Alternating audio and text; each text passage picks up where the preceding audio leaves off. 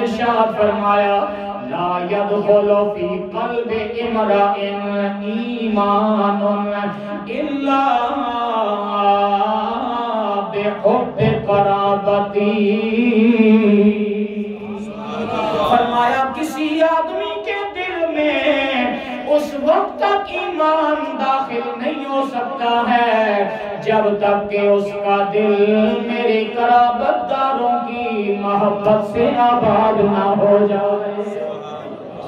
حضور کے آل بیت سے محبت و پیار دل میں پیدا ہوگا نا پھر بندہ ایمان والا کہلانے کا حقدار بن جائے گا. گویا اس حدیث پاک میں حضور نبی پاک علیہ السلام نے ایمان کو محبت آل بیت کے ساتھ مشروط کر دیا ہے.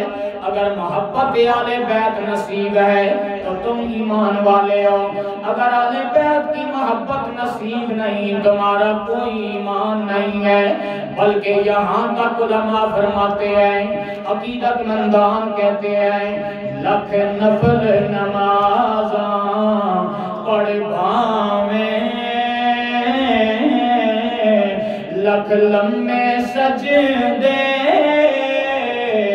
کر بھاویں لکھ نفل نمازاں پڑھ بھاویں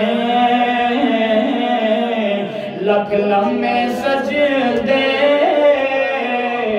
کر بھاویں جے آل رسول دا یار نہیں تیرا بیڑا ہونا پار نہیں. آل رسول کا یار بنو، آل رسول کا پیار دل میں بسو، آل رسول کی غلامی اختیار کرو، صاحب ایمان کہلانے کے حقدار بن جاؤ. اسی طرح فرمان نبوی سنیے، ایمان تازہ ہو جائے گا.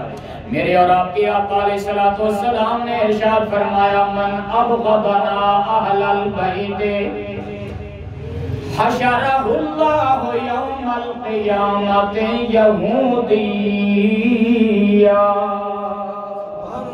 جس نے ہم اہل بیت اطہار سے دنیا میں رہ کر بغض رکھا، عناد رکھا، فرمایا اللہ تعالی قیامت والے دن اس کا حشر یہودیوں میں فرمایا.